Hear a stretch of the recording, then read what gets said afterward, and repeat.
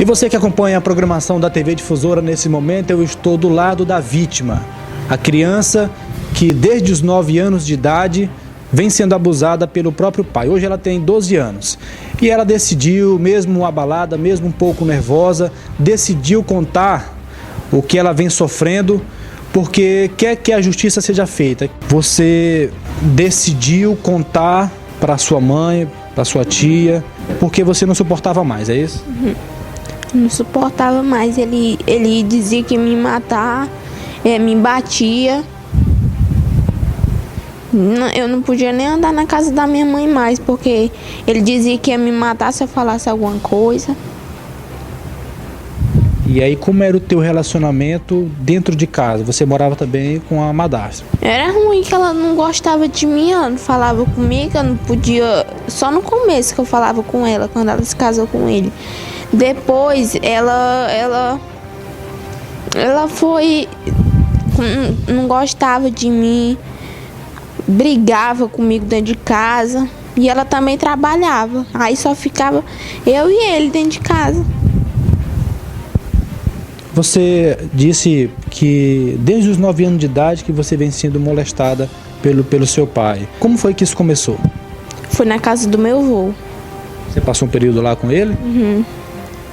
Aí, nesse dia, meu avô tinha saído. E ela também, que ela estava trabalhando na casa de uma senhora lá. Aí só ficou eu em casa. Aí eu fui dormir, aí ele tirou minha roupa à força, a dele, aí... E você tinha 9 anos de idade? Uhum, tinha 9 anos. E você não estava nem entendendo o que estava acontecendo? Uhum. O que ele dizia para você? Ele não falava nada. Simplesmente agia? Uhum. Ele não falava nada. Aí aí eu comecei a sangrar. Aí ele foi buscar minha madrasta lá na casa dessa senhora. Aí inventou outra coisa lá. Aí eu pensei que ele tinha falado a verdade pra ela, mas ele não falou. Você achou que ele ia contar de fato o que aconteceu, mas falou foi outra história. Foi. E aí então, desde aquele momento, desde aquele dia, começou o pesadelo? Foi. A partir dali, começaria com qual frequência que ele cometia esses atos com você? Quando não tinha ninguém em casa. Sempre que não tinha ninguém, ele... Era porque minha madrasta, ela trabalhava numa escola lá, perto de lá. Aí ela só chegava em casa à tarde. Aí o período da manhã ela não estava em casa. E é então que ele aproveitava? Era. Aí eu ficava tipo alegre quando tinha algum trabalho para ele, que ele passava ficar um mês fora de casa. Aí eu... Ficava despreocupada, né? Era. Mas quando ele estava em casa era Pesadelo. Pesadelo, né? Uhum. Em algum momento a mulher que morava com seu pai, que morava com vocês, percebeu, desconfiou, ela sabia? E ela desconfiou.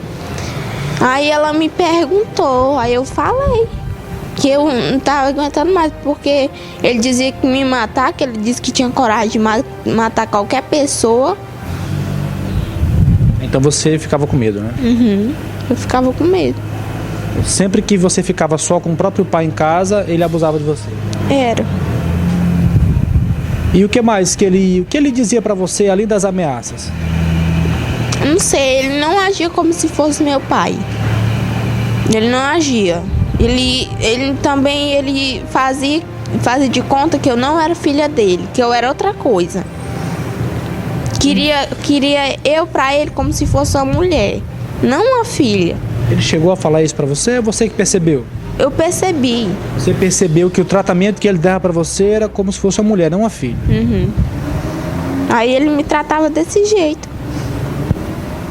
Esses abusos, ele acontecia que horas? No período que ela saía, eu ficava em casa. Eu ficava dormindo. Aí ele ia. Ficava lá na minha cama. Aí eu ficava com medo. E lá não mora muita gente. Não tem muita gente lá perto.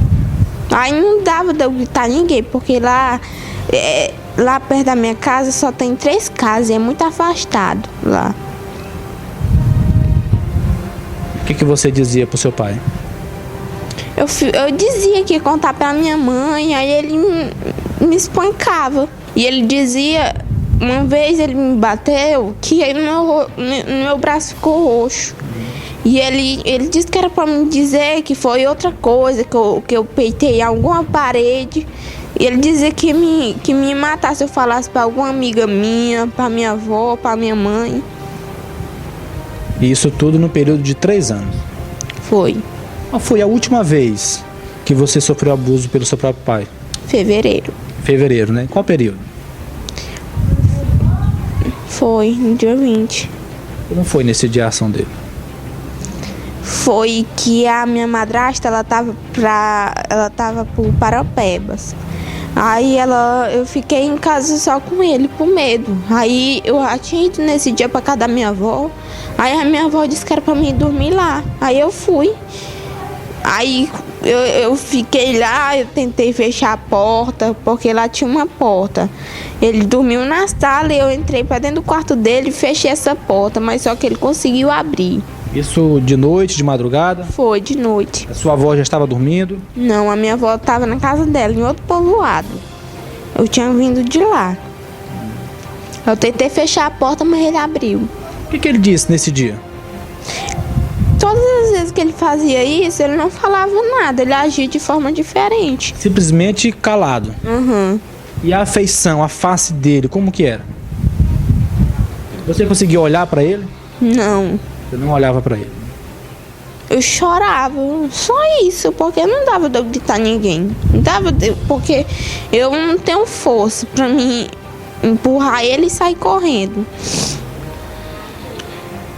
E depois que ele praticava o abuso, qual era a reação dele? Ele voltava a ser e agir de forma normal. Ia dormir. Como se nada tivesse acontecido. Qual o seu sentimento hoje para com o Fernando, seu pai? Ele é um monstro. Eu não considero ele como meu pai, considero ele como um monstro. Porque ele não é pai. Ele era pra ele já estar preso. Não era pra ele estar nem vivo mais. Quer dizer que no dia 23 de junho que você foi à delegacia com a sua mãe, você fez o exame e aí a delegada não ouviu isso que você falou para nós agora? Foi, ela não ouviu. Ela não ouviu o seu depoimento? Ela não ouviu. O que a delegada conversou com você? Ela perguntou só se ele tinha fazido isso mesmo comigo. Aí eu falei, aí ela disse que era pra nós sair. Aí nós só voltemos pra casa. Você falou que sim e bastou pra delegada? Foi. Ela não perguntou detalhes? Foi, não perguntou. O que você achou quando você saiu da delegacia naquele dia? Eu achei que ela não soube perguntar, que era pra ela perguntar, porque ela tinha esse direito de perguntar isso, porque ela é uma delegada, ela tem que perguntar tudo, detalhe do que aconteceu, e ela só perguntou isso. Hoje você mora com a sua tia com medo do Fernando? Tenho medo. Tenho medo dele. Porque quando eu tava na casa da minha mãe, eu tinha mais medo dele ir lá, porque meu padrasto, ele trabalha o dia todo. E ele só volta pra casa assim à tarde. E aí só fica eu, a minha mãe e a minha irmã em casa. Eu tenho medo. Ele falava em matar você? Foi. É verdade que ele obrigava você a assistir filmes pornográficos? Isso com que frequência? Nesse dia também. Me batia, ficava, botava a mão no meu rosto, ficava com falta de ar. E aí, além das ameaças verbais, ele lhe agredia também? Aí depois ele me levou, porque minha madrasta estava desconfiando de novo e ela já tinha avisado. E uma vez ela avisou pra ele e ele deu um murro na cara dela que ela caiu no chão. Ela caiu. Aí desde esse dia ela ficou com medo de falar, avisar ele pra ele parar com isso. Que ela vivia de ameaça, ela não tava falando com a mãe dela pra ela poder ir embora, que ela tava ali porque ela não tinha pra onde ir. Aí ela avisou pra ele. Aí depois ela falou pra minha tia, a minha tia não acreditou. Aí ele me levou pra casa da minha avó, aí eu fiquei lá. Aí ele chegava lá como se nada tivesse acontecido. Aí eu falei pra minha avó, pro meu tio. Mas só que eles disseram que era pra me ficar calada. Quando você disse, eles pediram pra você ficar calado, não contar pra ninguém. Foi. Aí tem uma tia minha que ela disse que era pra me contar pra minha mãe. Porque ela disse que isso aí ela não tá considerando ele nem como sobrinho dela. Porque ele é sobrinho dela, essa tia minha. Aí ela disse que era pra me fazer uma carta e mandar pra minha mãe. Por uma menina lá que trabalhava lá no colégio. Aí eu dei pra ela. É que você, através da carta, falou pra sua mãe, né? Foi. A minha mãe veio me buscar, eu falei pra ela.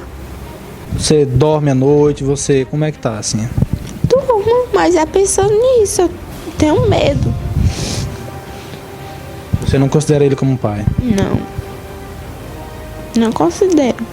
Nesses 3 anos que você vem sendo vítima, você vem sendo abusada, e agora você falou, você disse o que estava acontecendo, e o seu desejo hoje para com o Fernando é qual?